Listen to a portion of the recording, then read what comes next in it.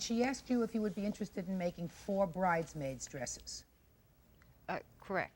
So tell me about that conversation, because according to your complaint, you made the dresses, and then she didn't pay you for them and didn't pick them up. That is correct.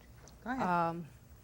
We were just talking one day, and she asked me if, since I sew, would I be interested in making the dresses, and I told her I would.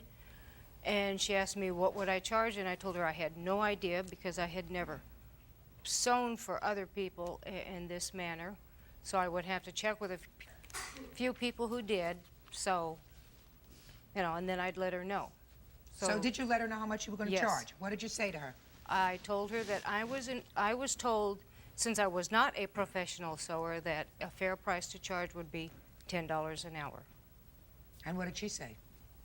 She agreed. Is that correct? I did not agree to the $10 an hour. What did you agree to?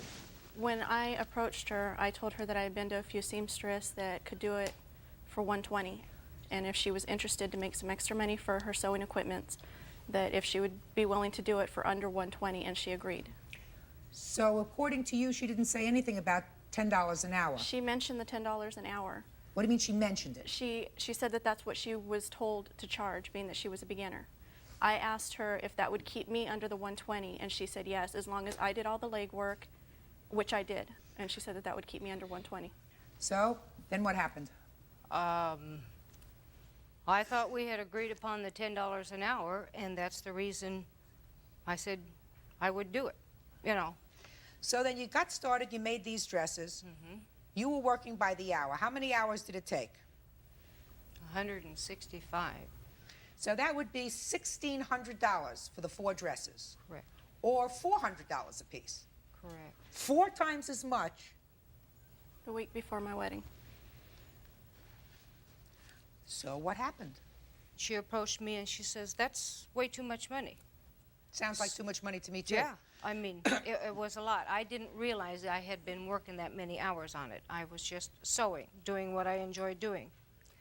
And when we figured out the hours and that, yes, it came to $1,650. Well, yes, even I thought that was a little much. So I agreed to cut my hours in half. To make the dresses a little About over $200 a piece. Correct. And she said, Oh, that's too much money.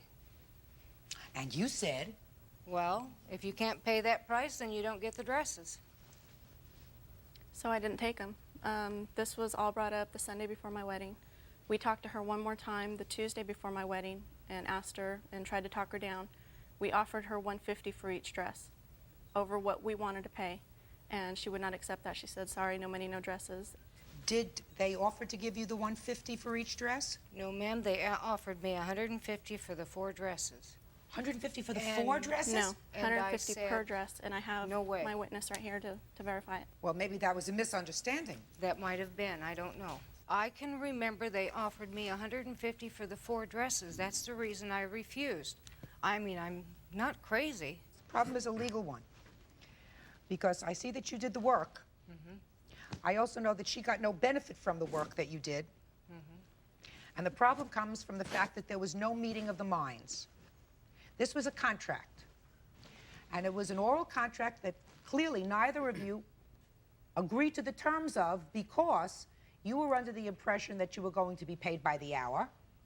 And she was under the impression that whatever you did was going to cost her less than $120 per dress. Correct. If there is no meeting of the minds, there is no contract. And if there is no contract, you cannot sue on the contract, Ms. Addison. Now, I feel very badly for you because Yeah. you went to all of this trouble, and you are a novice when it comes to sewing.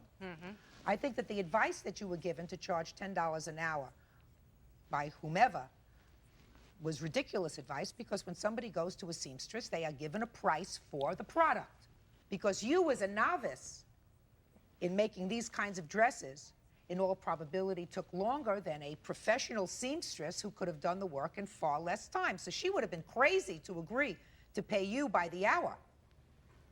So there is no meeting of the minds. And when there is no meeting of the minds in a contract, you cannot sue on it. So this case is dismissed.